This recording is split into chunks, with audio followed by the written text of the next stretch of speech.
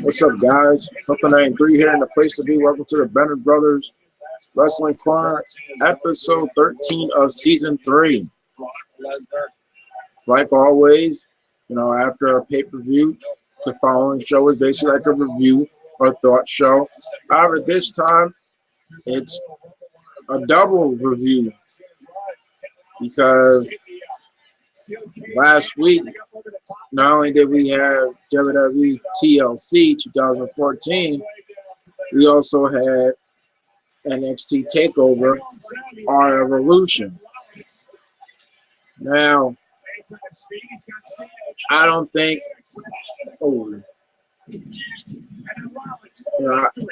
I think it goes without saying that we all know probably which was the better show.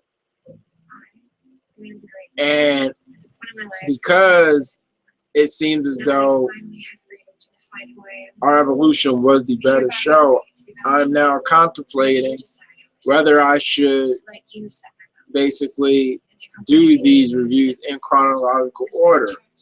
Start with Our Evolution and end with TLC. Most times you save the best for last. And even though TLC was the last thing to happen, it was not better than Our Evolution. So with that being said, I will start off with WWE TLC 2014.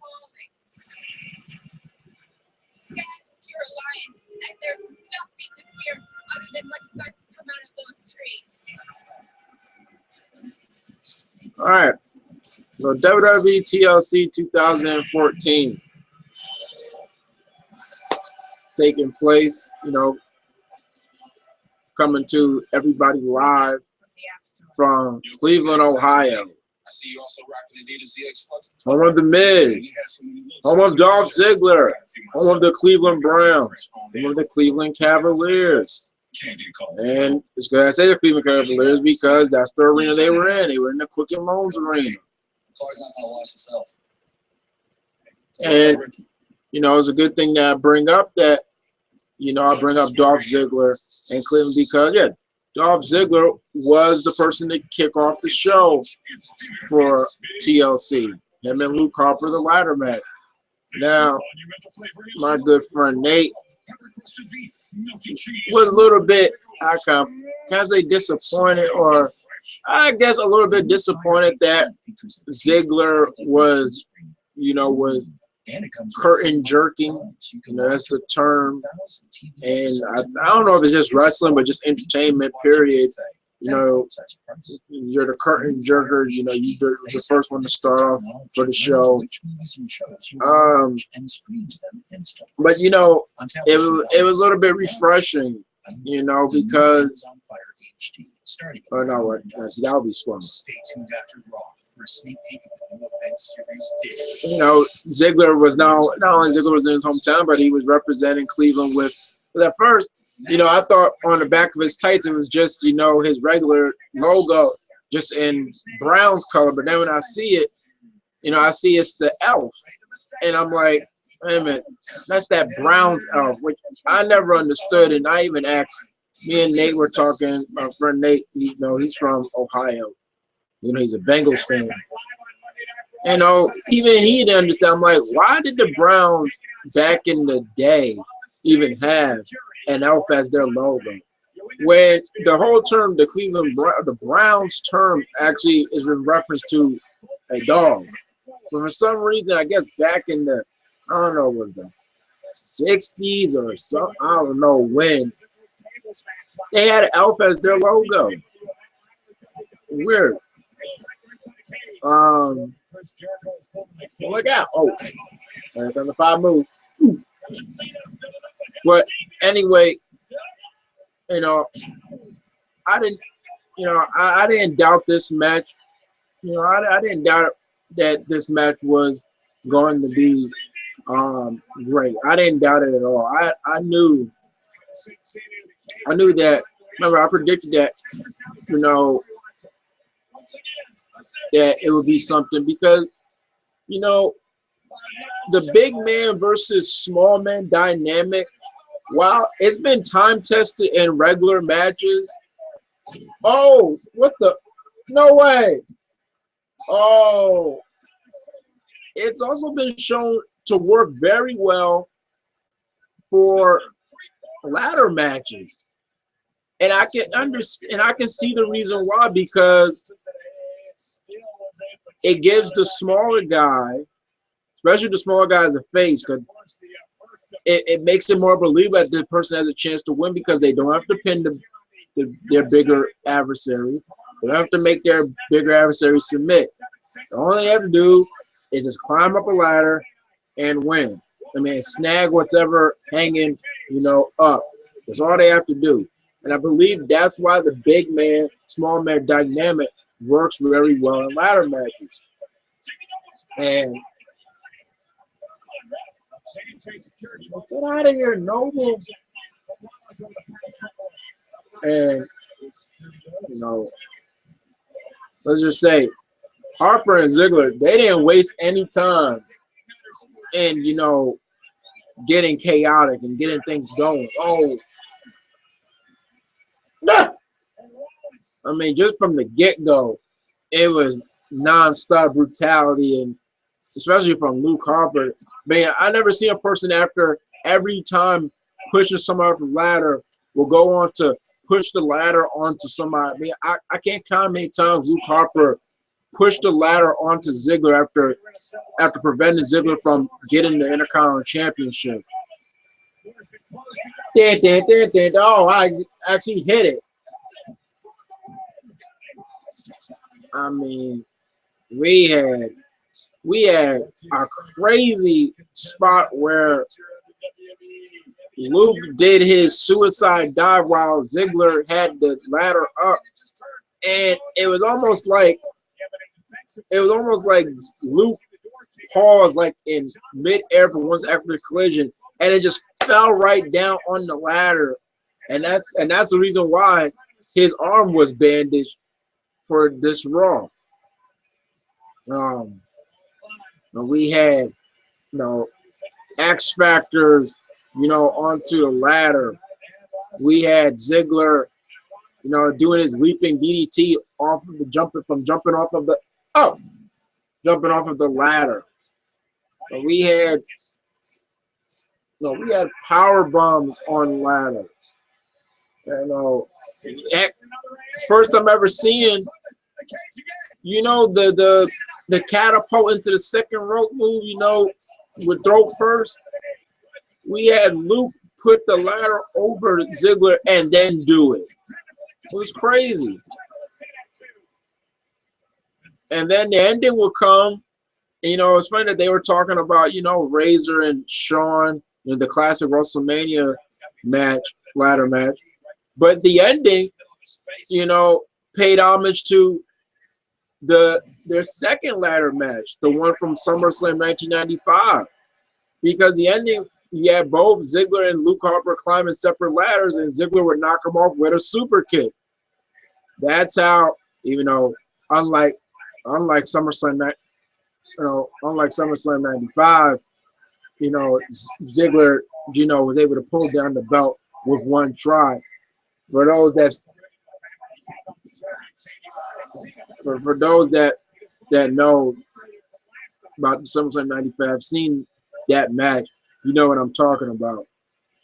You know, basically, you know, Shawn couldn't get the belt down like for numerous tries. He just kept botching.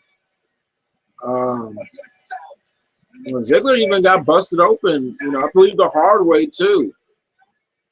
But, you know, after the super kick, Ziggler would climb up and he would snag the Intercontinental Champion, becoming a 4-time Intercontinental Champion.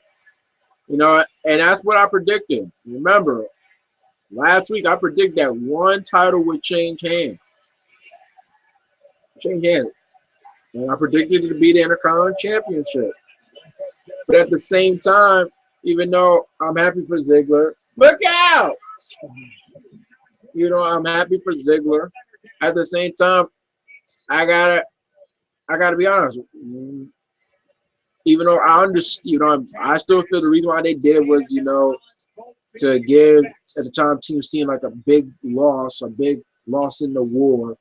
But even though I understand that, it's almost now, what a waste that was for Luke Harper. I mean, in the grand scheme of things, it was not a good reign, even though it was short. I've seen some reigns that were short, but you know, were pretty good, even though they were short. Oh!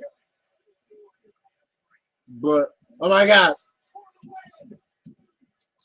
Well, that wasn't for Luke Harper. I mean, after he became Intercontinental Champion, the only thing we got was him getting himself disqualified, and not even getting himself disqualified, but you know, laying somebody out. No, getting himself disqualified only to be laid out.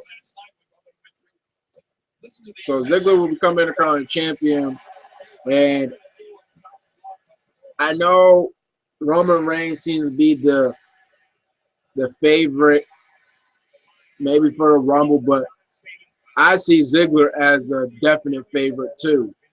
I really do. That'd be crazy. He has a great Survivor Series moment, and then he has a great Rumble moment, and not only a Rumble moment, but a Rumble win. So he has a great Survivor Series performance and win, and a great Royal Rumble performance and win. Also, now I was going to say why this thing was refreshing, because most time in WWE, especially if they're face, they don't win the championship match in their hometown. Most time champions, when they're face, they lose in their hometown, whether it be non-title or a title match. So it was refreshing to see that Rollins. Oh wow, what the hell? Oh, look out!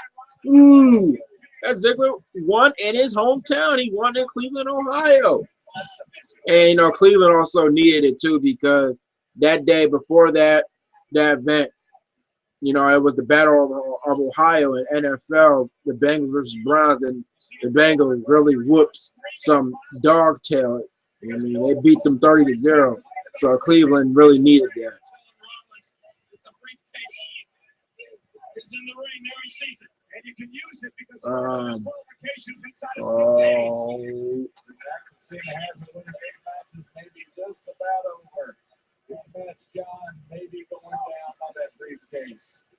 Big Mac John. That nickname is starting to kind of stick. Big Mac John. Wait a minute, but look out, John. Oh!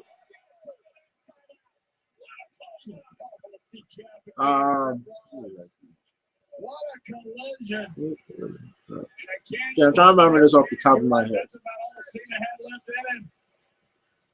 If I'm not mistaken.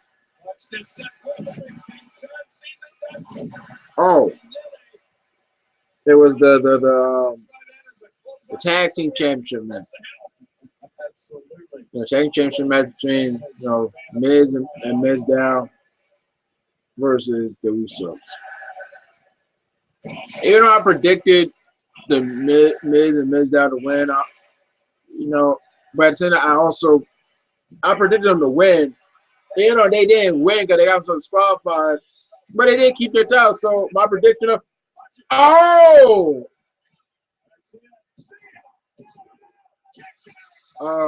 one title changing hands. That prediction stayed true because that's what happened. Be quite honest, besides Mizdow's usual antics, there's not really much that stood out to me from this match. I mean, no, actually, no, I'm not gonna lie. Seeing, I believe it was Jimmy, one of Usos pulled up the Tequila Sunrise. For those of you that remember, that was one of Conan's submission moves. That really stood out to me. But you know, the match would end by disqualification. But even before disqualification, really nothing really stood out to me. And that's a shame because most of the Usos matches really stand out to me. And plus, I thought with the with the fuel of the fuel that the whole Jimmy and Miz, altercation and issue. I thought that the fuel that added to the match, I thought that would really really pay off, really come out in this match and actually improve what the match really was going to be. And I didn't really I don't really think it did. So Miz and Miz that were retained championship, even though they got into the squad fight. But when you compare when you look at all of all of the Usos' past championship matches throughout this year, this one didn't really stand out to me. Then surprisingly, the third match of the night would be what we have right here. You have John Cena and Seth Rollins. Oh, damn.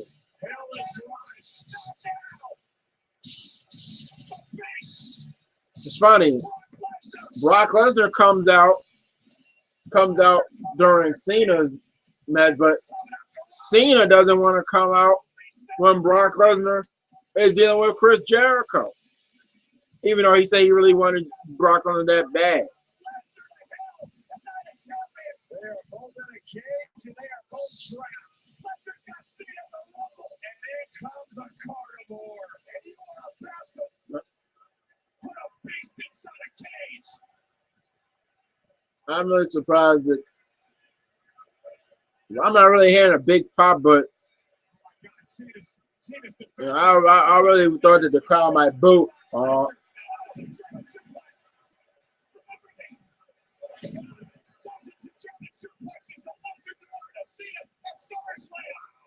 Oh my God. I'm surprised this crowd's not booing this man out of the building.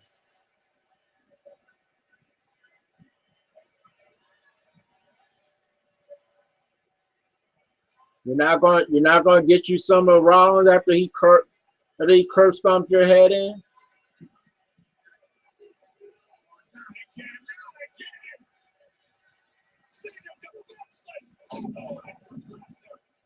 With ease. The beast hunts. And now turns his attention to Rollins. Rollins looks like he has seen a ghost. That's not a ghost. That is the top of the food chain. Wait a minute, what? I thought Rollins was going to be next.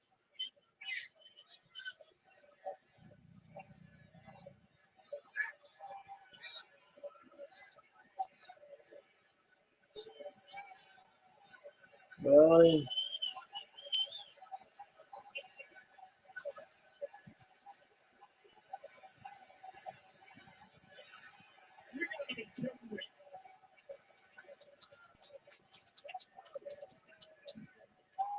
You're going to be careful. You tell me I think we're just witnessing another sellout from Seth Rollins. John, have they formed some sick alliance? That or the architect drew this whole thing up himself. Cena, John Cena, he knows where he is. All Rollins has to do now is easily climb out of the cage. Could be the brilliance of Seth Rollins. Or it could be the brilliance of him and Lesnar. Or all three of them. Wait.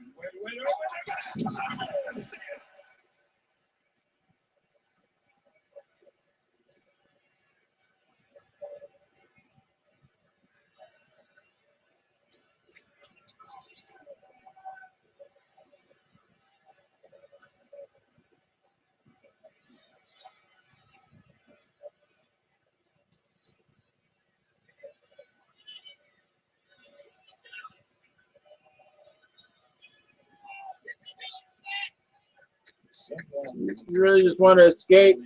You don't want You don't want to pin him. Feeds on Cena.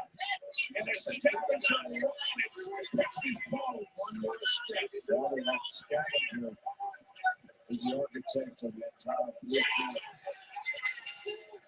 Seth Rollins has defeated John Cena in a steel cage. Seth Rollins. Wow. This whole thing could have been a masterclass. And so it is brilliant. I'm concerned about the well-being of John Cena, not only tonight, but at the Royal Rumble. But John, to your point, it is Rollins and Heyman and Lesnar together. What's going on? And that's what we saw in SummerSlam. They could do all over again. Brock Lesnar with John Cena being scratched. Suplex after suplex after suplex. And to top it all off, the exclamation point. Like you did at Chris Jericho. Look how easy this is. Well, anyway, you know, the third match will be John Cena versus Seth Rollins in the tables match. And this match took a little bit, took a while to probably get going. And I think that had to do with the fact that there was too much of J&J security in the early goings of the match. I mean, they were interfering like within like the first 5 minutes of the match. You know, we would see Cena go through a table, we would see Rollins go through a table, and then we would see both of them go through a table. And look, I've heard them thinking it was going to be a double finish, like a draw, but then the match got restarted. And, you know, we would see J&J security, you know, get FU simultaneously through one table. I don't know how that really hurt Noble that much because he was on top of he was on top of Mercury, but nonetheless it did. And here quickly the Big Show. I'm thinking, what is this 0-1? And then when it looked like, you know, probably Big Show was going to cost Cena a match again, lo and behold, Roman Reigns would make his return, make his official return back from injury, and he would Superman punch the Big Show. No, wait a minute, not only Superman punch, spear him through a table, and then Superman punch Seth Rollins would set up Rollins to be FU through a table. Cena keeps his number one contendership and wins again, and that makes Cena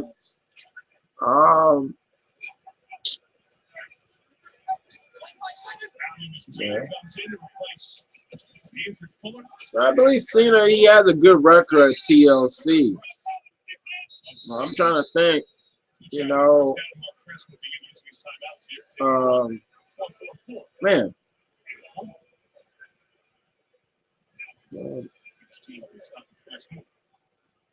Ooh. Wow, I'm forgetting.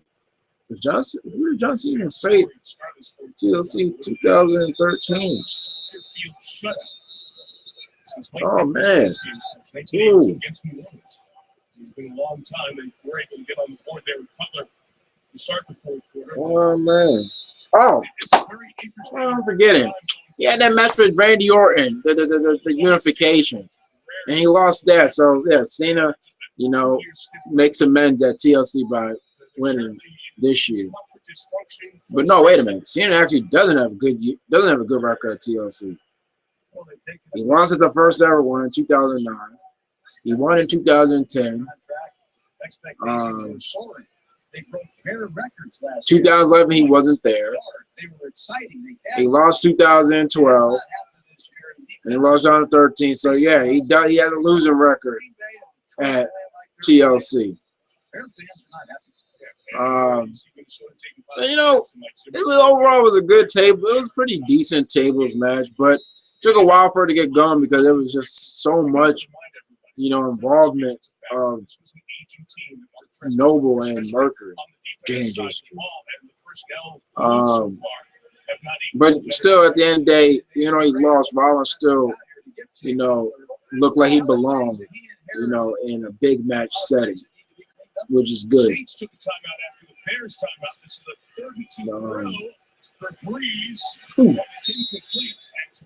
And I believe the next match would be that stairs match. Yeah. You know, I didn't have high expectations for the match to begin with. You know, to be quite honest, I even didn't really care much for the stipulation. You know, even in TLC, they was trying to build it as, you know, table, ladders, and chairs and stairs. You know, that was actually the title of this pay-per-view.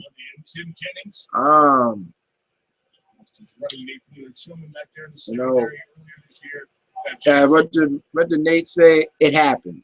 That was the reaction after the match. Yeah, it happened. You know, it happened. You know, it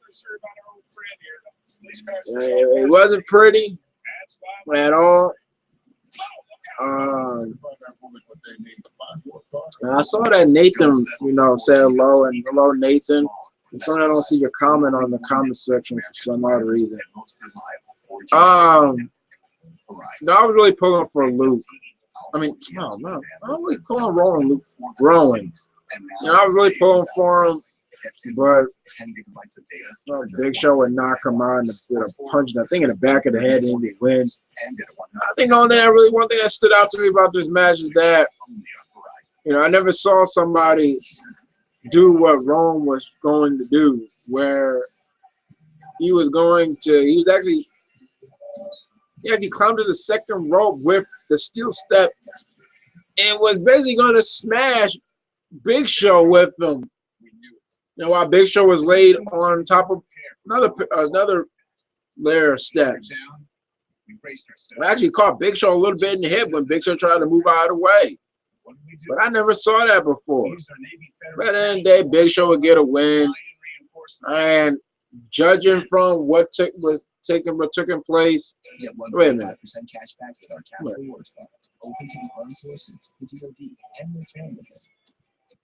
Wait a minute, hold up. So fourth down, Jennings helped off the field by the athletic training staff of the Bears, and Morrison to kick it to Marietta.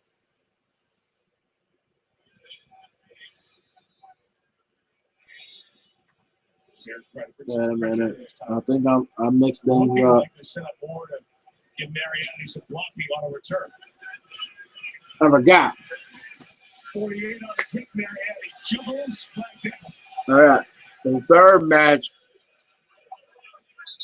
match was the stairs match. That doesn't make any sense. So I'm thinking, wait a minute. No. I'm thinking, wait a minute. Big Show interfering. That was his second appearance of the night. So yeah. So the stairs match was after the Cena and Rollins match. But I was going to say, as you know, as we can tell, you know, judging by what happened on Raw and what even happened in the Cena match, that was the end of the Rowan and Big Show feud. You know, it was a one-shot deal, and Big Show got the win. Personally, I feel that it should have gone to Rowan. Then they build some momentum and some credibility as a face. He's still starting out as a face. But Big Show gets one. So judging on that, was the end of that feud. Now Big Show's going to be feuding with Roman Reigns, possibly into the Royal Rumble.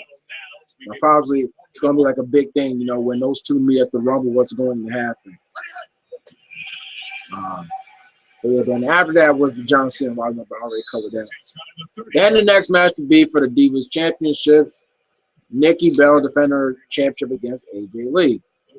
Now, you know, as everybody knows that I was actually looking forward to their match in Survivor Series. That's why I was pretty upset when it ended so shortly. You know, it ended the way it did. And I was hoping that, you know, we would get the match that we could have gotten Survivor Series at TLC. And now, if that was going to be the match that we got at Survivor Series, then it was okay. You know, Sly Cooper 88, good friend Steve, at one point said it was the worst match. The funny thing is, throughout the Bennett Brothers Wrestling Corner chat room on Facebook, Steve kept changing what was the worst match. First he said it was the stairs match. Then he said it was the Rollins and Cena match. Personally, I think for the Rollins and Cena match, I think it just made due to the fact that Steve, I don't think he's a fan of either one. I know for sure he doesn't find Rollins convincing, as a supposed top heel. And I think he's getting tired of John Cena's shit.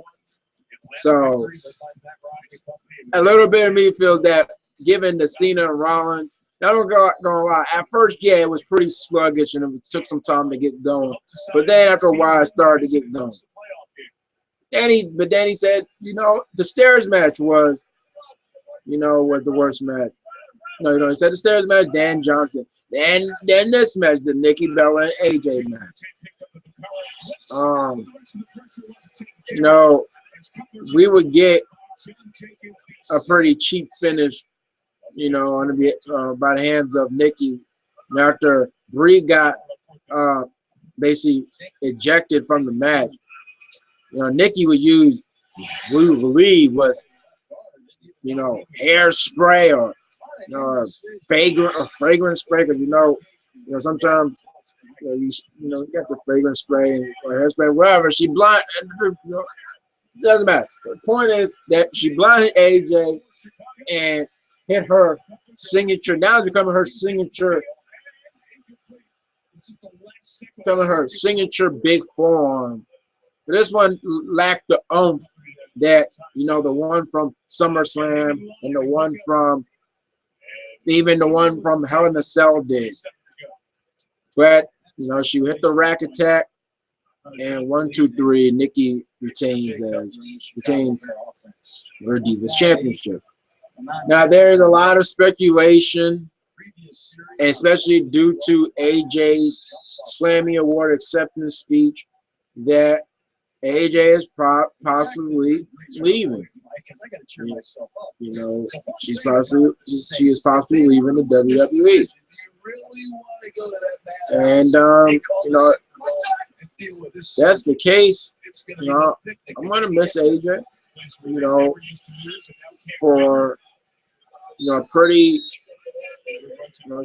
She had been in WWE for what? Since 2010, and it's now 2014, going on 2015.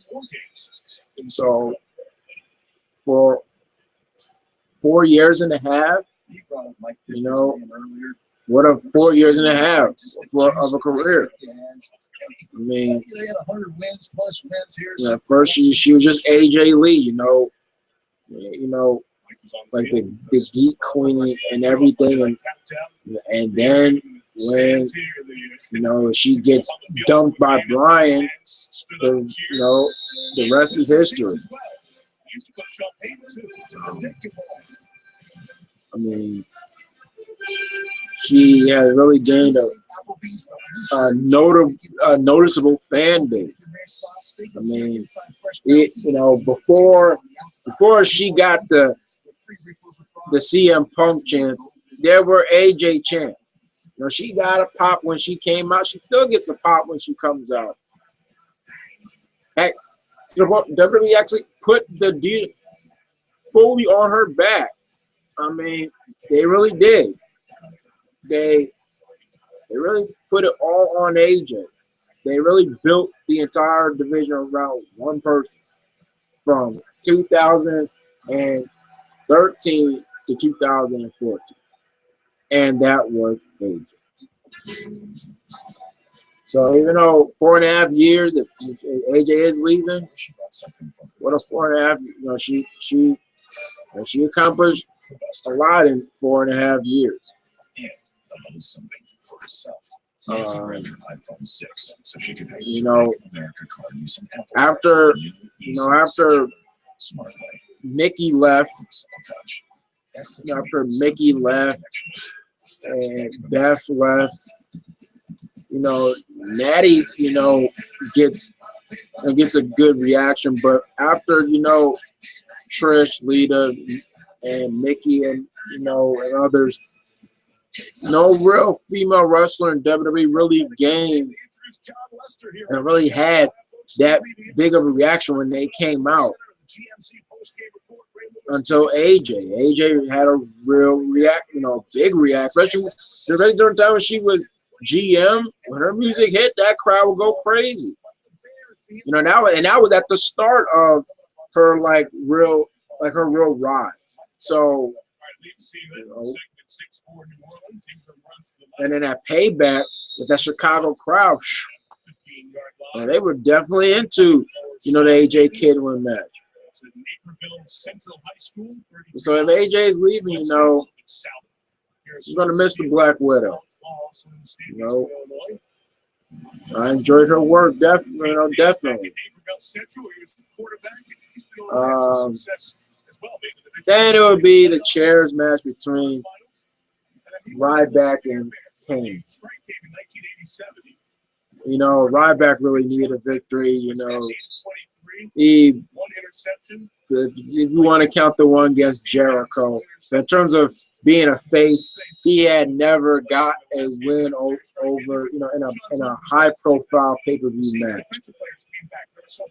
However, that streak would come to an end on Sunday because Ryback would defeat Kane in a pretty okay,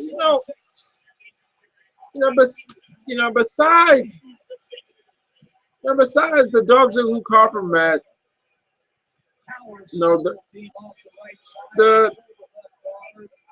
undercard was kind of underwhelming, sadly.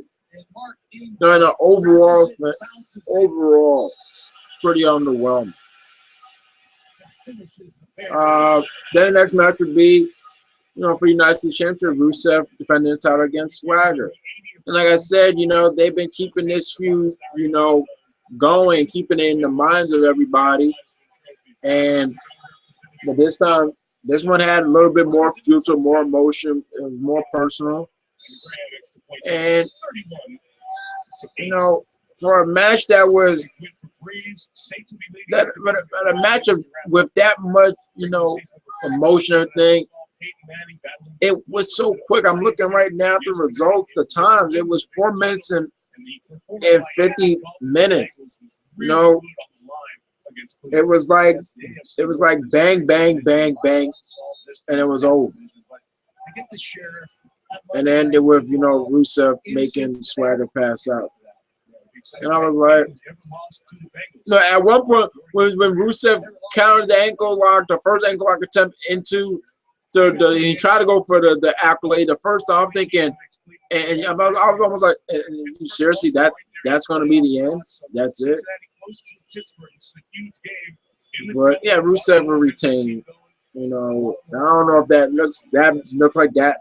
Judging from what happened on Raw with Ryback stepping up to the plate, looks like that was the end of the final chapter of the Jack Swagger Rusev feud. Then will come the main event, because there was no filler matches this pay-per-view, and that was a good thing. No filler matches. Then the main event. And after we got a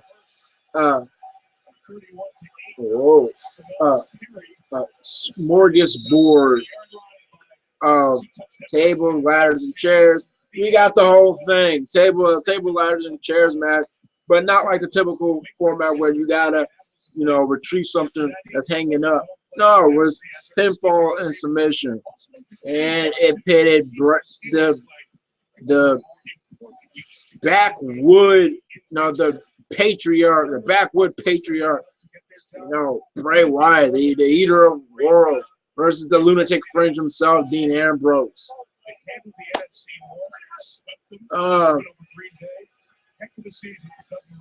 No, let me just say something about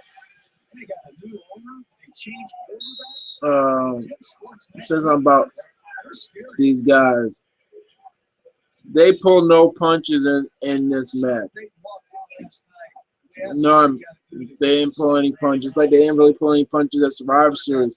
And speaking of Survivor Series, because just like at Survivor Series, Bray Wyatt would hit that high impact. It's not even a cold one. That's a freaking lariat. It would hit that same freaking lariat on Dean Ambrose at TLC. And I'm trying to decide which one was more hard, the one at Survivor Series or the one at TLC. You know what I mean? I just saw a comment. Just saw a comment. Oh boy. That you make late in games. Got a third of their season time. Hey. Oh. Uh-oh. Oh. Ooh. We got M.V.K. This was 17 minutes ago. What do you think they're going to do with Naomi since she has been kicked off of Total Divas? She's too talented to get rid of. Well, up Invictus. How can I put this? Because of her getting taken off of Total Divas, since I think I couldn't care less because I don't watch Total Divas. I don't. But if what you're saying is that you feel that her getting kicked off Total Divas means that she's possibly getting released, then I agree with she's too talented to get rid of. I've labeled her as WWE's best kept secret. And if AJ is going, and if AJ is going, then and they doing this whole thing with Naomi, really expressing her desire to be Divas champion. I'm all for it. I hope that she doesn't get released. I definitely feel that Naomi was probably on the rise of becoming Divas champion. I would like to be women's champion earlier this year if she did not get hurt. With the eye.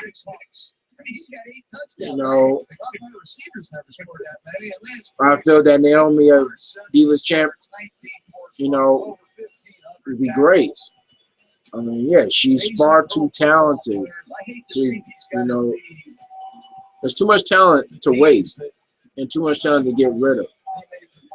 But unfortunately, there's been a lot of people that have been very talented that have been released from WWE, from TNA, from WCW, back in WCW days. So unfortunately, it happens.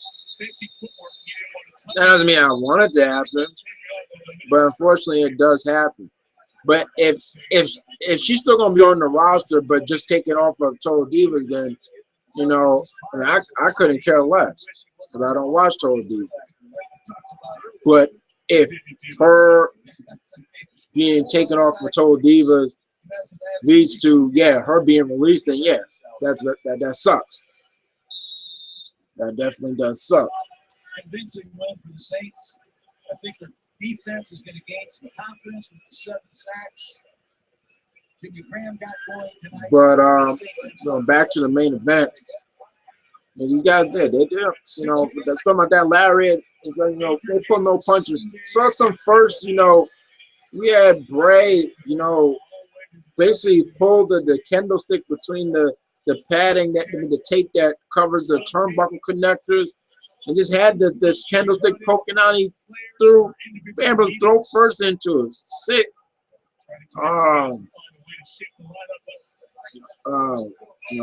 Ambrose is the first one to fall through a table. Ambrose, he would elbow drop Wyatt from through a tail from the ladder. Not one time, but 2 times. And then go on to later on in the match to do an elbow drop, put Bro through the announcement table with a bigger ladder. And let me trace around a little back a little bit.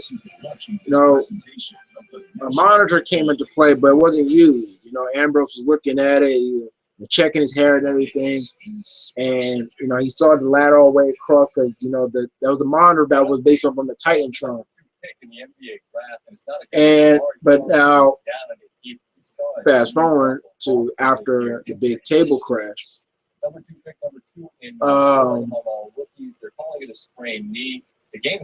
The monitor will come into play finally. And Ambrose had Wyatt dead to rights. And he tried to charge, he was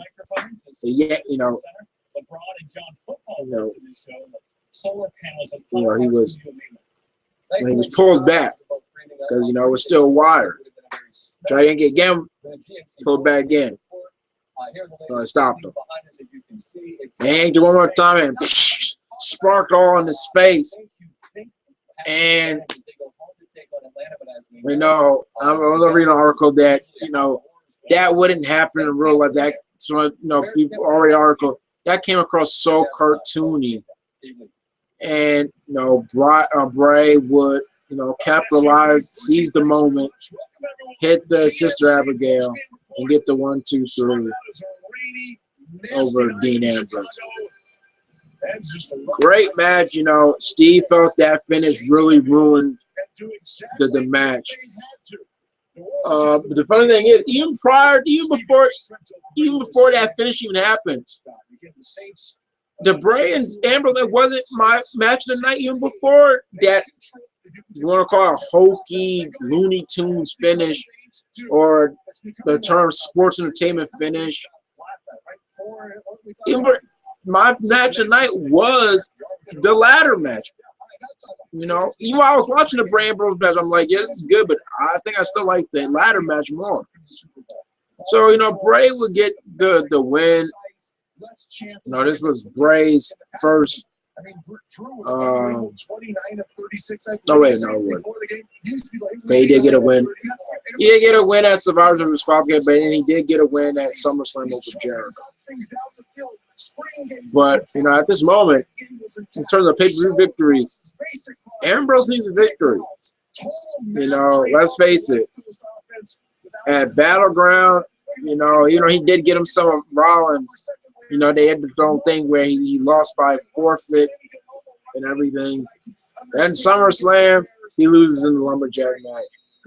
Down the cell where I bet you mostly everybody thought that Rollins was going to get his comeuppance and Ambrose was going to win. He didn't. And he gets some squad fight at Survivor, and now he loses, at TLC. Remember, I didn't predict anybody to win. I didn't predict anybody to win this match. Remember, I stayed out of it. I was undecided. But overall, I'm now, me and Nate were talking like, just imagine if Ziggler in the Harper match was the main event. When is the last time the Intercontinental Championship? I think it goes back to SummerSlam 1992 with Bret Hart and no, wait a minute.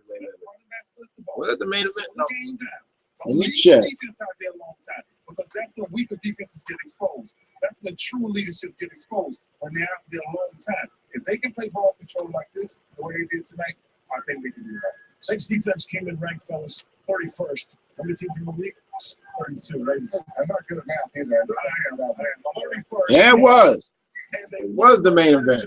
So yeah, the last time I believe the Intercontinental Championship. Yeah, the last time the Intercontinental Championship alone, not like a dual championship match. No, The last time the Intercontinental Championship had been defended and was in the main event goes back to 1992 SummerSlam, the classic Bret Hart British Bulldog match, which I still have to watch, by the way. And I can check one classic match, and it's probably a classic hidden gem, but maybe a match that it doesn't get praised like even by WWE, but it did when it was brought up in mixed DVD.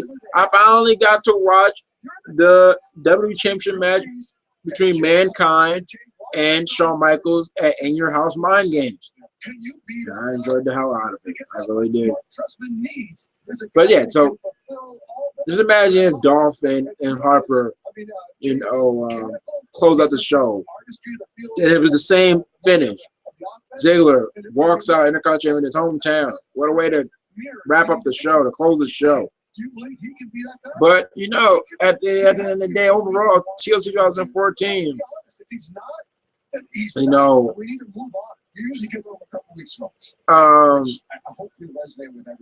there was an article that some of the main roster was frustrated at the NXT, the NXT guys and girls, especially since our Evolution is being heavily praised, still is, and how they were motivated to, to make TLC the outshine, to one up it, and it failed. And if those reports were true, TLC did not one up our Evolution. And with that, let's go into our Evolution. NXT our Evolution, live from Full Sail University, like always, in Orlando, Florida. I had to do some major catching up on NXT. I was like, I think about like 6 shows behind, and I made up in one day. I had to skip the go home show, because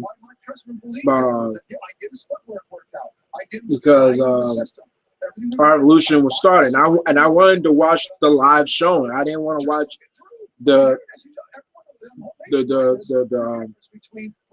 replay. I wanted to watch the live show, and I did. They kicked off the show with the highly anticipated debut of Kevin Steen, now rechristened as Kevin Owens, KO, and his opponent was jobber CJ Parker. And my gosh, from the get-go, this guy to say my future, our future, the Chicago Bears future, the historic future on what we put together, I'm gonna give a guy $100 million. And now I'm looking to shop the same guy. All I'm asking is, who made this decision? Who looked at this talent and said, that's the guy that can lead us to the promised land? Because I saw this formula before. I saw this formula years ago with the Baltimore Ravens when we won a Super Bowl with the man now standing next to me. But then we removed him and looked at another guy, Elvis Burbank. What did you see in him that made you believe he could take our franchise back to another championship? Albert Haynesworth leaves Tennessee and then goes to Washington Redskins, supposed to be the savior to change that around. What is it that you see? So now we have to really readdress who's bringing these people in. Who's giving I'm just listening to Ray Lewis basically go in on the Chicago Bears. What did they see? That speaks $100 million. I don't count a man's money. What did they see in Jay Cutler when they gave him that big contract? But from the get-go, Kevin would sandwich CJ Parker between himself and the turnbuckle with a splash, and really put the work on him in the corner, hit his signature cannonball, and then hit a somersault senton on him. And you gotta remember, Kevin Steen is a pretty big guy. Yeah, he lost some weight, but he's still a pretty big guy. And I thought the crowd's going crazy. I thought he's gonna roll Parker in, and then he's going to hit one of his finishers, a 1, 2, 3, be over. That wouldn't be the case. He's probably get some offense in. And he got some pretty effective offense. He got his kick in. He even got his iron, his palm strike, which actually busted, Kevin's nose. His bridge of his nose was bleeding. But that's not going to stop, Kevin. And Kevin would hit his pump handle neck breaker, which one of those brutal moves ever. And then would hit I would like to say a pop-up powerbomb. He would pop him up and then bam, powerbomb. And 1, 2, 3, impressive debut. Got the crowd going. Definitely. Impressive debut for Kevin Steen. Now Christian's Kevin Owens. Alex Rodino was basically, pointing out that, when he came out, you can see the emotion in his eyes, that I'm here, I made it. And that's a good feeling, that is. It really is. I'm happy for Kevin. I really am. He was one of those guys that, I looked at and I'm like, he's got a popular fan base in independence, Ring of Honor. He just looks like the type of guy that WWE, that's not what they're looking for. If he did come, you're going to have to really, really, really lose weight. You're not even going to come here with the little pot belly you got. You can't have that. I thought that was going to be a deal. That's why I never really thought of Kevin Steen going to WWE. I can really see it. No, I was like, I can't see it. Not because he can't. It's because WWE, that's just not what they would be looking for. But impressive debut, and CJ Parker, keeps on losing, and I don't think nobody shed any tears over that. Yeah. Then the second match of the night. I'm trying to remember this off the top of my head, people. I really am. Second match would be, hold on, if I'm not mistaken. If I am not mistaken, it was the tag team championship match. The Vaude villains, now the serious Vaude villains, really now really showing that they're heels against Lucha, Kalisto, Sin Cara, the Lucha Dragons.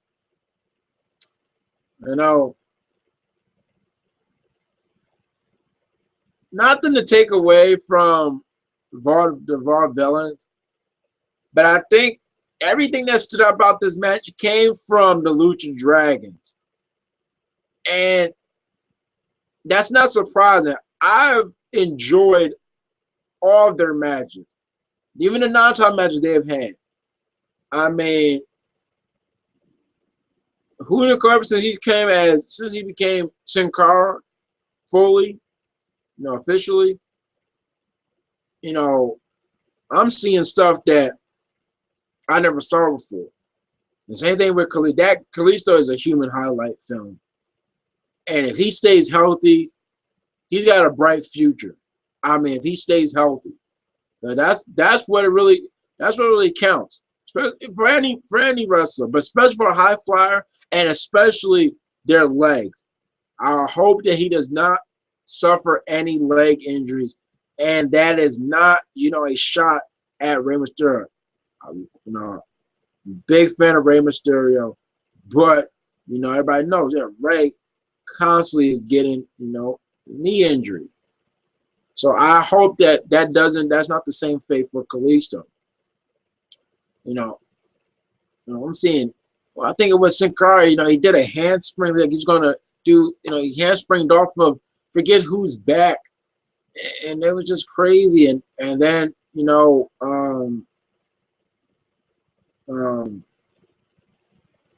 you know, Aiden English, you know, basically sacrificed himself for Gotch, you know, when Loose Dragons came flying out. He sacrificed himself, and because Gotch was a legal partner, and he threw Kalisto in. Cause me and Chris were like, "Yo, capitalize!" Like he just sacrificed himself, maybe for you to to capitalize. And he rolled Kalisto in the ring, and then woo, when Kalisto got up, locked on the 3/4 face lock, flipped in the air, bam. The sure knife. I'm forgetting what Kalisto calls his. And the 1, 2, 3, the Lucha Dragons would retain their NXT Tag Team Championships. No, it was a side of me that thought that maybe the Raw Villains would win, but I'm happy that Lucha Dragons won, and this would be their first title. No, this was the second title defense. And the first title was the rematch against the Ascension.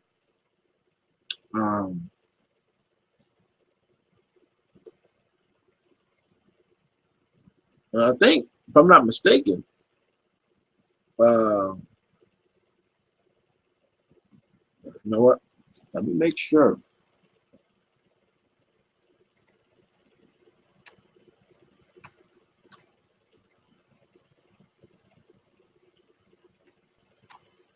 Let me make sure.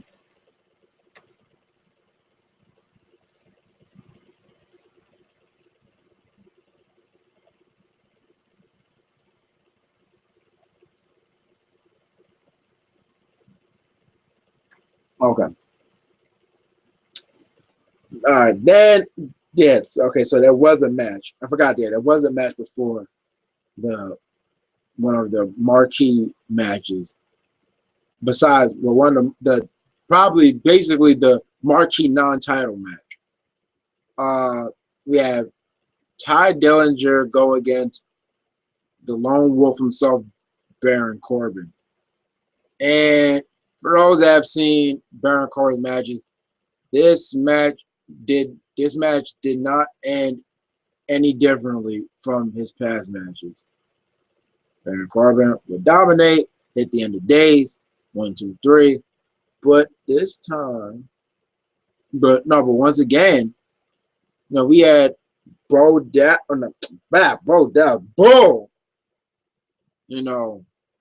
Bull Dempsey, he was in the crowd, spectator, watching. And Corbin, busy, he noticed him, and he walked up to him, and it was almost one of those things like he was busy challenging, like make a move, and Bull didn't. So I think Corbin we already know what his next program will be. Bull has already been in a program with Mojo. This is Baron's first program with somebody. They're gonna be good Bull, and so far both of them have been, they have been dominant. They have been, they've just been like on a path of domination, path of destruction. So it's going to be pretty entertaining when these two finally clash, especially if there's just a lot of stare downs, and it's even if they do get like a blow, it's not too big, so they haven't really touched that much. So when they do finally clash, it's going to really mean something. So I'm really looking forward to the Bull versus the Wolf. That Bull versus Wolf. So then we would get to the big non-title match, the big tag team match between the Ascension versus Hideo Itami or Kenta versus Finn Balor. After weeks of Hideo getting laid out by the Ascension, and bringing bringing along Finn on his side to fend off the Ascension. This was finally the culmination of all of this. And you really don't hear in reviews and so you don't hear a lot in reviews an entrance being, well, if it's WrestleMania, okay, but on average you don't really hear about the entrance really being talked about.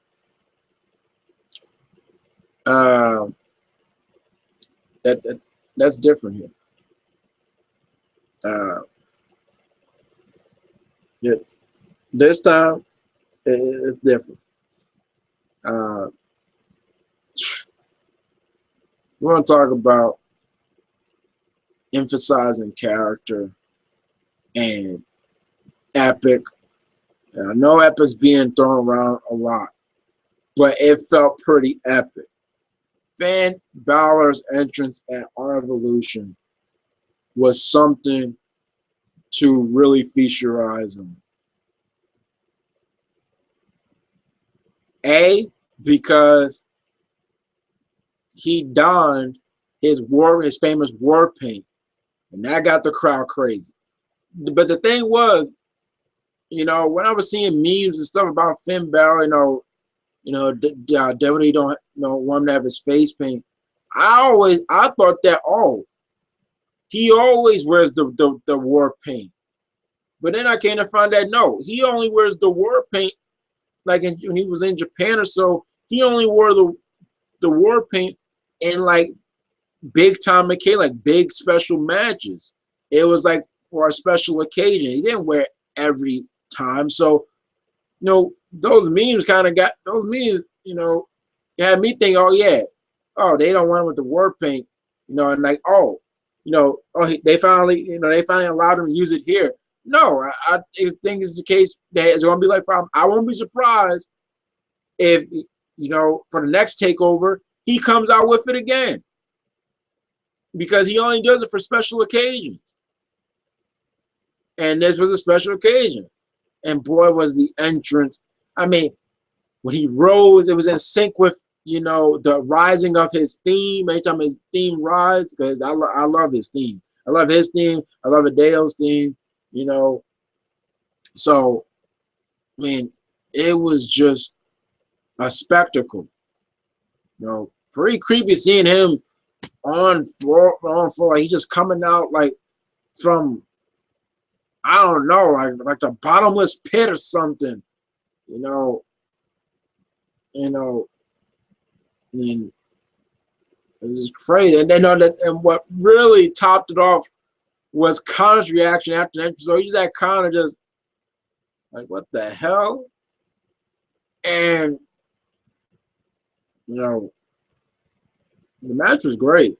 He had Hideo. He looked almost like he didn't have the full suit on, but the color scheme looked like, Bruce Lee's one of Bruce Lee's famous jumpsuits from oh man.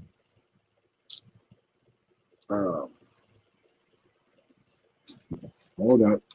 Let me look up. Chris would know for sure.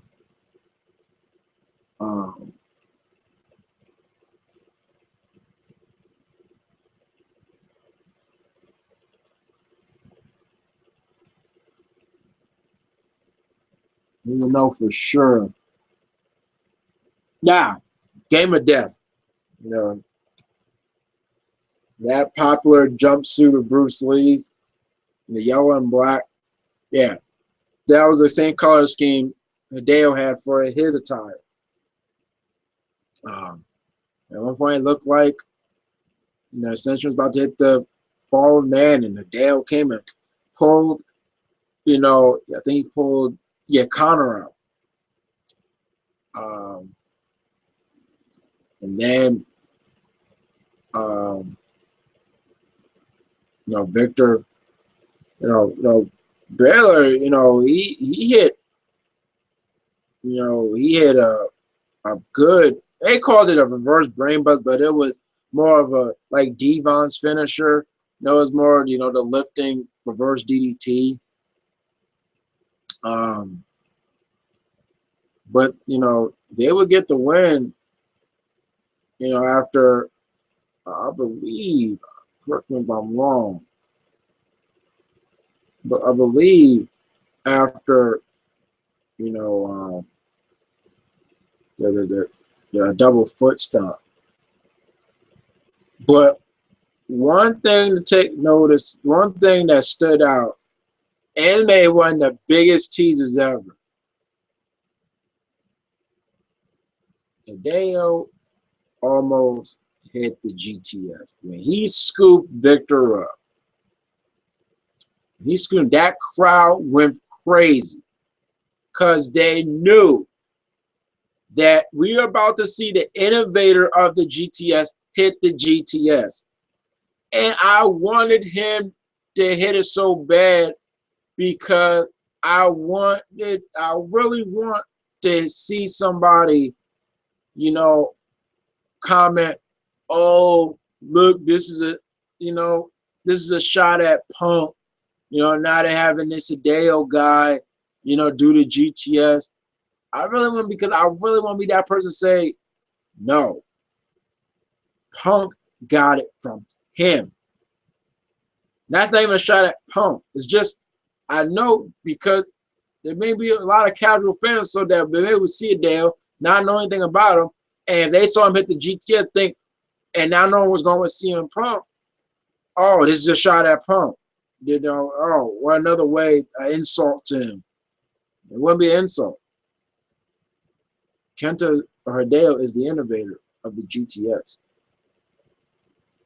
And that's a fact.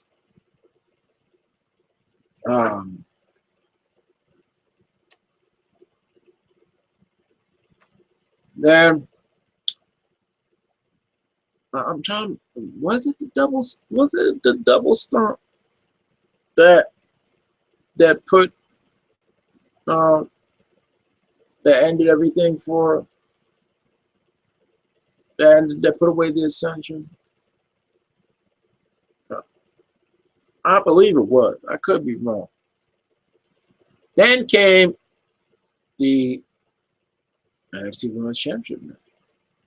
Former BFF members, Sasha Banks going against the NXT Women's Champion herself, Charlotte.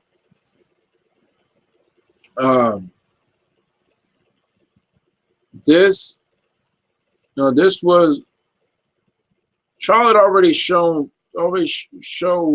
me, and you know, a lot of that, you know, she can really go in that ring.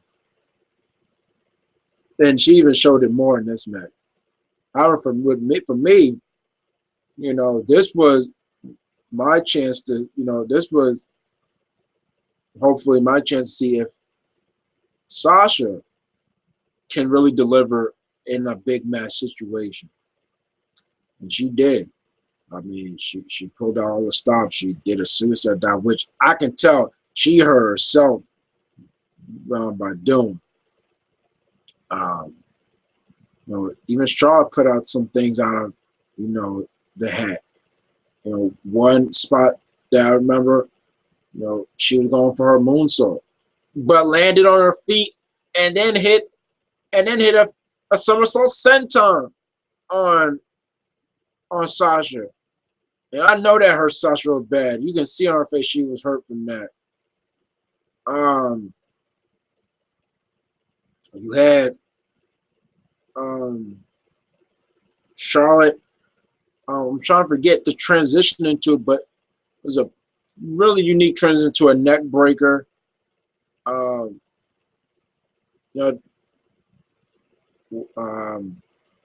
know, Sasha, she becoming like I think a signature is, you know, where it looked like she's going to leapfrog over.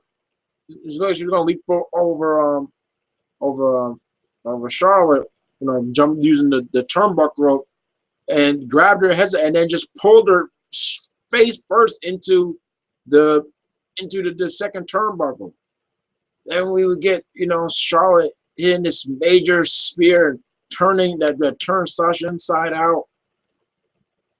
And then it would all come to an end with Charlotte hitting, you know, the natural selection from the top rope.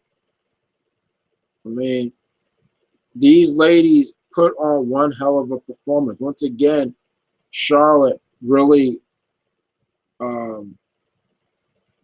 really cements her status as a champion.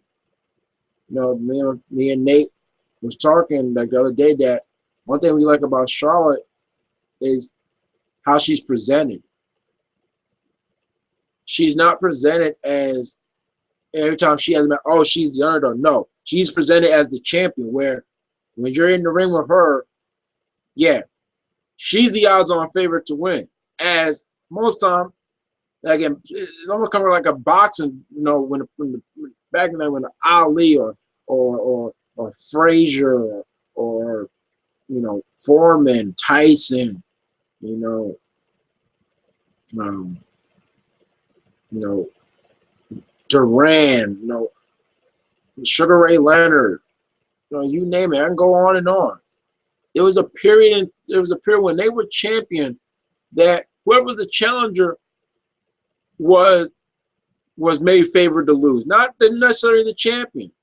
And most of you think of when you're the champion, yeah, you should expect them to win, you know, and that's the pressure Charlotte, you know, brings. You know, she definitely brings that. Yeah, when you look at how she's done, you think, you know, she's the real deal. You know, she's a champion. It's like you're very convinced. It's very legit, very believable. And even though Charlotte retained, you know, hats off to Sasha Banks, the boss herself. You know, she really put on one hell of a performance. And when I see, it's a little bit bittersweet. You know, I've been saying it's been pretty bittersweet seeing these performances by the women of NXT, especially for these takeover events. Because why I say it's bittersweet, because my fear is that when they are elevated to the main roster, they might not be able to put on those same performances because of time constraints, or maybe, you know, don't do this. Save that type of performance for the guys. You know, those type of, you know, restraints, those type of things, those type of roadblocks. You know, that's why I find it bittersweet. Hopefully, I'm proven wrong when Paige is there, but you know, when Charlotte joins with Paige, and hopefully, you know, Sasha Banks joins, and possibly Bayley. Hopefully, you know, that it changes everything. You know, I really do. You know, still one hell of a match. I've said it before. Yeah, I've said it before. The only title so far, Charlotte's had how many title defenses? About like, now she's had like about what, like 4. She had 2 against Bayley and 1 against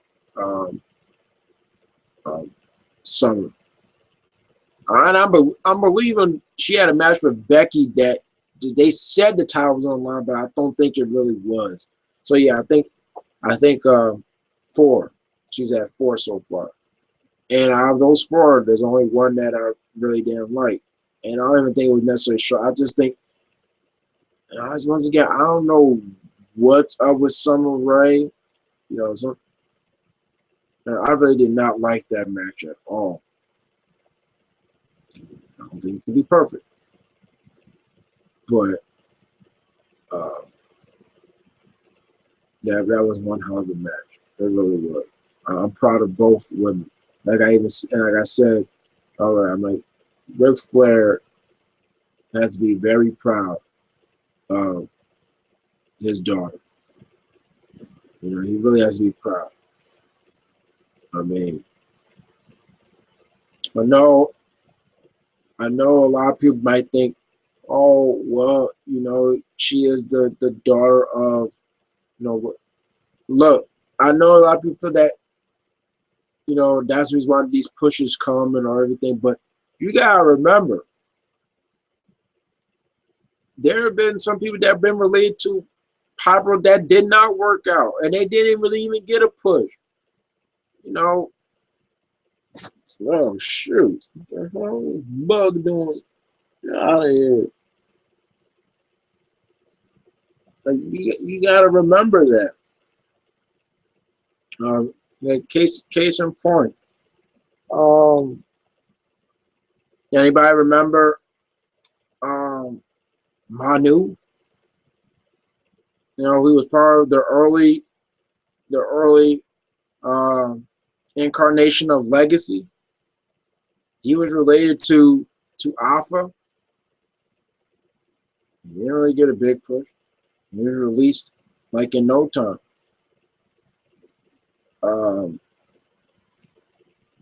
Be quiet, Tamina. She has yet to become on Divas champion. She has come close, but and she's the daughter of Jimmy Superfly Snuka. And Jimmy Fly Snuka, he may even become WWE champion, but he made a legacy. He's a legend. Then I'm trying to think of some other people. I know one of the big ones, David Flair and stuff, but not all the time it really works. Not all the time it comes out how you think it would. Do I have to bring up Lacey Von Erich? So it's one kid where somebody, oh yeah, she's Ric Flair's daughter, but while that is true, you cannot deny that Charlotte has the goods. She has the goods. I enjoy her performances, and I hope to continue enjoying performances. And I hope to continue enjoying performances such as the ones that the boss, Sasha Banks, put on for our Evolution. Hope to see more of those in the future from her. Showed a lot of potential.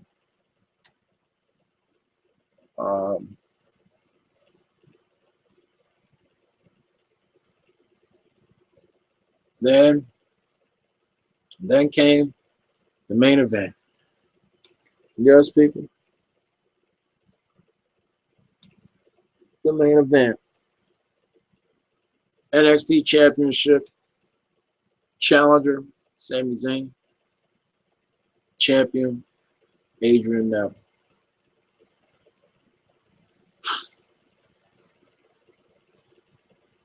We'll talk about some damn good storytelling and wrestling. Storytelling and wrestling. Man, it had drama. It had suspense. It had it all. It had what the ideal main event championship match, is supposed to have. The ideal.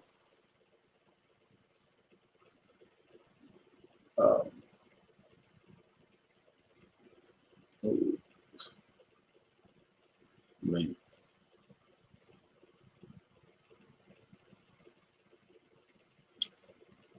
I'm trying to think of ways that, how to start. It was hard hitting. From the start, when the match started, it was a big, chant for Sammy. That lasted, I believe, like maybe a good minute, or even more than that.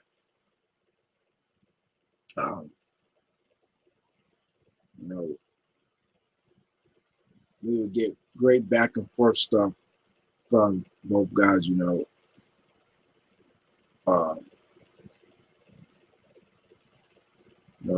would see nice different transitions from into the Blue Thunder Bomb.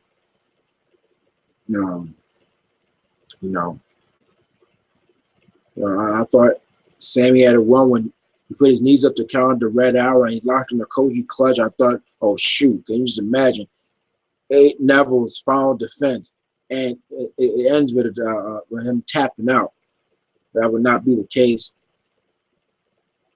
Then, which was pretty different. I've never seen. I don't think anybody could have saw it when Neville,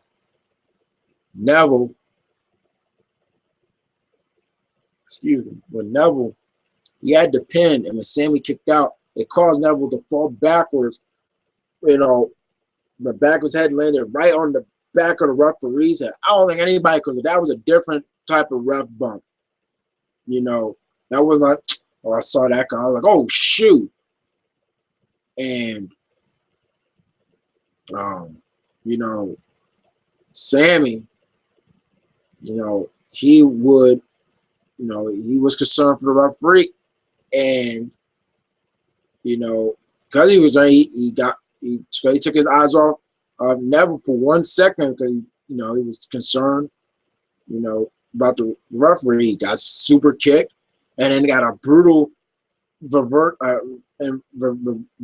Frankensteiner, and I'm thinking, oh shoot, once like, oh my gosh, it's like his concern, his compassion, you know, is going to be, you know, is going to lead to his defeat. And he kicked out. It's crazy. Then the referee, someone would get laid out. And, you know, then before that, Sammy would hit that beautiful, when he dives through the terminal connections, hit the tornado DDT. And I mean, the crowd is just heavily into it. I'm into it. Chris is into it. You know, then the referee would go down to try and hit, you know, how you know, the Luva kick. Referee's down again.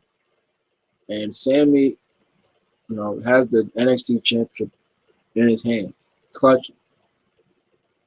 And, you know, he's ready to really, you know, really ready to ring Neville's belt. You know, and it's one of those moments of truth, one of those moral decisions. You know,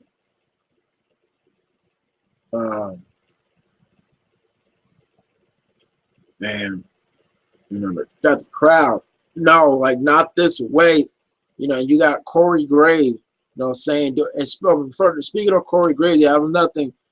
He was on commentary for this, and we found out that due to concussions, Corey Graves was forced to retire, which is pretty sad because I was enjoying, you know, his stuff. I definitely got a CM Punk vibe from him, and you know, it's sad, but you know, it's really with concussions, and you really can't play around, especially seeing now the effects that these things have long term, especially if you keep taking them while you have not recovered from the one you had prior. But you know, Corey Graves, you know, this is a shot, you know, do it. And it really felt like, for those that remember, that ever watched the classic WrestleMania 8 match between Bret Hart and Roddy Piper. The only difference is that when Roddy Piper had the bell, he was the champion. Sammy is the challenger. You know, so it's not one of those situations like if Piper would have hit Brother, yeah, he was, and the referee saw it, you know, referee was down, he would have retained the championship. No. You know, with Sammy, the referee gets up and whatnot, you know, he ain't gonna win the belt. And it's almost like, do you really want that type of win? Like, even if he doesn't, you know, it was really great storytelling. And the reason why it would have been believable if he did it, because when the show prior, when he was saying, you know, before he slapped the taste out of Adrian's mouth, he said, you know, he's tired of always being the nice guy. You're thinking, he's really going to take this risk and this chance, you know, of actually using the belt, you know, by any means necessary. You know, you had Adrian saying you lack the killer instinct, that, he's really going to show the killer instinct here. And, you know, he said, F that. You know, I don't need it. When he put down the belt, you know, Adrian will roll him up, and I'm thinking, oh, my gosh, he's going to lose here. And he kicks out. It's like, oh. Then, you know, Adrian charges, gets caught. The exploder into the turnbuckle. Crowd's going crazy. You know, Sammy goes in the far corner, and man, he wipes his face with a look like this is my shot. Like he can feel like this is it. Charger, a Luva kick, bam. 1, 2, 3. New NXT champion, Sami Zayn. The crowd goes crazy. Talk about a payoff. Talk about payoff. Sami Zayn, they want to always call Cena underdog. Sami Zayn was portrayed as a real underdog because most underdogs do not win every, whatever it is that they do, in every fight, every match. They do not win. They have their shortcomings, which makes them the underdog. Sami Zayn, time after time, you know, look, you know, in these big match situations, and always coming up short. So if anybody argued, you know, why should I still, you know, believe in this guy when this guy he always fails, you know, he always fails, you know, he never rises to the occasion. That person will have a valid argument because he will always come up so short. But this time it would be different. He would finally win the big one. And everybody will come out, the NXT. Even Tyler Breeze was with everybody when they were celebrating. I found that like to be, I'm like, oh sure, Tyler Breeze is there. And they all clapping and everything. You know, first one there was, you know, Kevin Steen or Kevin Owens, you know, gave him a big hug, you know, best friends and everything. And then you got Neville sitting in the corner, and I'm thinking, and then, you know, Sammy looks at him, I'm thinking, all right, Neville, it's time to man up, be a good sport. At first I'm thinking, is he gonna pull up for Owen? Because I really got the idea, the sense of WrestleMania 10, when everybody was celebrating with Brett after Brett beat Yokozuna for title, and then here comes Owen walking out, and what about me? And like, what do you mean? What about you? You didn't win the championship. Yeah, you beat Brett in the opening match, but it's not about you right now. Your brother won the championship, and he, you know, and I all walked away from celebrating. So that's how it's gonna be with Neville. And when, you know, when Sammy extended his hand, you know, Neville looked at it. You know, he kicked it away and pulled him in for a hug, and I'm like, that's what's up. Raised his hand. I'm like, that's what's up. That's how a champion goes out. You know, goes out as a man with respect and his head up. Man, you know, crowd still going crazy. You know, then everybody leaves, and Sammy, you know, he goes up the ramp, and then Kevin will come back and give him another hug. And as they walk up the ramp, it happens. Owens throws Sammy down to the ramp hard. And I'm like, I should have known that the bad blood was going to continue. And boy, did it ever. Boy, was it capped off with one of the most brutal things I've ever seen in wrestling. Kevin will pick up Sammy and powerbomb him onto the apron. So brutal looking. I'm not even sure if Sammy was even selling being knocked out. He maybe really did get his bell rung. And you just got Regal came down and just, you know, Owens just bumped, the shoulder bumped him before leaving. But the look, You know, one thing, you know, and that may just come from being a pro.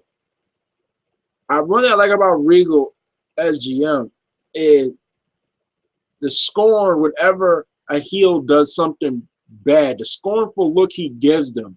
He did it for the Ascension when the Ascension ruined Hideo's arrival, and now with this, with Kevin's, you know, actions towards Sammy. I'm really liking Regal, you know, he really coming out as a concerned GM. He's not just looking at these men and women as just assets and stuff. No, he actually cares for them when they get hurt and everything. And he knows when something is wrong. He really lets it show.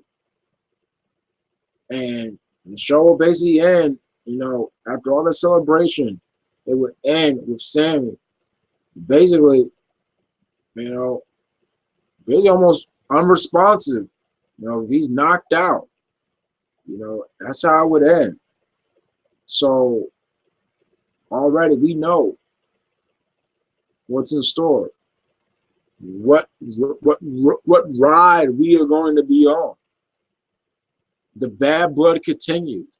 The bad blood, you know, it comes over from ROH to NXT. It's no longer Kevin Steen versus El Generico. It's Kevin Owens versus Sami Zayn. Now, do I think it's going to be with blood like in Ring of Honor? No. But do I still think it's going to be as intense? It's still going to have an intense feel to it? Yes, I do. I definitely do. Now, I didn't even, you know, when they was having their feud in Ring of Honor, when they became bitter rivals, you know, I wasn't watching the Ring of Honor shows, but, you know, I would see it through YouTube videos and highlights of what was going on. But I'm ready for the ride, you know. So have a day and night with Kevin. Makes a great debut. Looks like, yeah, he's going to be a, you know, face. Then at the end of the show, he really caps off as possibly the top heel of NXT, with gaining a lot of heat. Really day and night. I plan on rewatching Our Evolution this week. I definitely do. You know, because it was a great show. It really was. I think it should be up there as a candidate for a wrestling show of the year. And that's why I say, that's why it's best not to do a end of the year award show when everything is not covered. Not every wrestling program has been, not every WWE programming or wrestling period has been covered, because it's not even the end of the year yet. So everybody made, I already did an end of year show award, and for wrestling they had some from that year, and oh man, how did you leave out? You know, okay, it didn't happen yet when they did it. That's why you gotta wait for these things. You never know. I had a feeling that Our Evolution would be a great show, but for some odd reason, I didn't think it would be as great as it actually was. I didn't really have that high for TLC, and yeah, it wasn't. You know, it lived up to that, and to me, it wasn't that good of a show. You know, compared to Our Evolution. So, you know, I plan on rewatching Our Evolution this week. You know, I really do.